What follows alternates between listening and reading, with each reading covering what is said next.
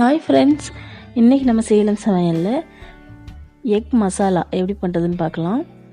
அதுக்கு முன்னாடி நம்ம சேனல் நீங்கள் சப்ஸ்கிரைப் பண்ணாமல் இருந்தீங்கன்னா சப்ஸ்கிரைப் பட்டன் அழுத்திட்டு பக்கத்தில் இருக்க பெல் பட்டன் அழுத்திட்டு இந்த எக் மசாலா பண்ணுறதுக்கு நம்ம ஃபஸ்ட்டு மசாலா செஞ்சிடலாம்.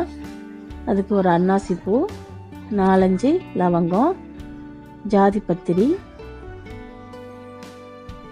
வெள்ளைப்பூண்டு 5 பல் வெள்ளைப்பூண்டு, அப்புறம் தனியா 1 ஸ்பூன், கசகசா 1/2 ஸ்பூன், இதெல்லாம் போட்டு நல்லா ட்ரை ரோஸ்ட் பண்ணிடலாம்.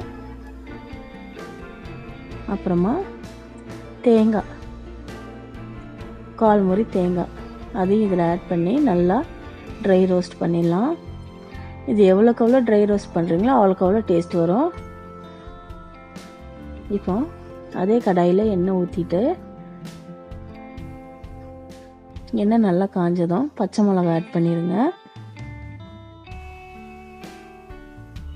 பச்சை மிளகாய் எப்போ ஃபஸ்ட் நம்ம எண்ணெயில் போட்டோன்னா காரம் அதிகமாக தெரியாது, அதுக்காக.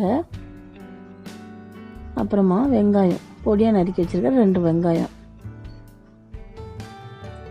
இப்போ கொஞ்சமாக உப்பு ஆட் பண்ணிக்கலாம்.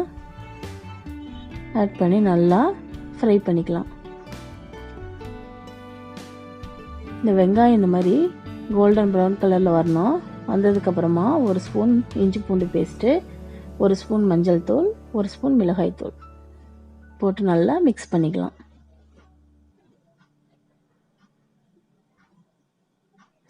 அப்புறமா நம்ம அரைச்சி வச்சுருக்கிற அந்த மசாலாவை இதை ஆட் பண்ணிக்கலாம். இது கொஞ்சம் வாட்டரியாக இருக்கிற மாதிரி இருக்கும். பூண்டெல்லாம் சேர்த்துக்கனால அது கரெக்டாக ஆயிரும் நம்ம சேர்த்ததுக்கப்புறம்.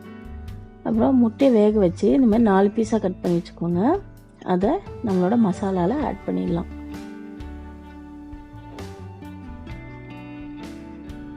இந்த மாதிரி ஒரு தடவை மிக்ஸ் பண்ணிவிட்டு கொத்தமல்லி கொஞ்சமாக தூவிட்டு கருவேப்பிலை கொஞ்சமாக தூவிடுங்க. ஒரு 2 to 3 மினிட்ஸ் ஆனதுக்கப்புறம் மெதுவாக திருப்பி விட்டுருங்க. அந்த மசாலாலாம் எல்லாத்தையும் ஆட் பண்ணுற மாதிரி திருப்பி விட்டுருங்க. அவ்வளோதான்.